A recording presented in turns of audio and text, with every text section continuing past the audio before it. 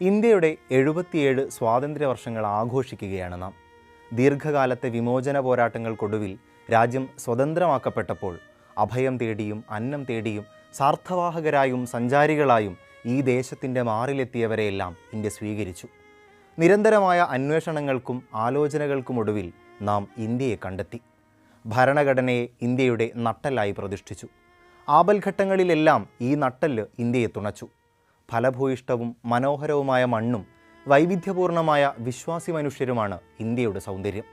സർവ്വതിലും പ്രധാനം സമാധാനം കളിയാടുന്ന ഭാരതഭൂമിയാണ് എൻ്റെ കിനാവെന്ന് മാലാഖയോട് ആഗ്രഹം പറഞ്ഞ പൂർവികരുടെ മണ്ണാണ് ഇന്ത്യ.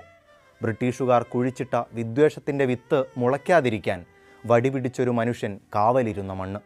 ഈ മണ്ണിൽ ഇനി വിദ്വേഷം മുളയ്ക്കരുത്. ഇന്ത്യയുടെ മുന്നേറ്റ വഴികൾക്ക് വേഗം പകർന്ന് നമുക്ക് പ്രതീക്ഷയോടെ കാത്തിരിക്കാം. രാഷ്ട്രം ശക്തിയിലേക്ക് കുതികൊള്ളട്ടെ.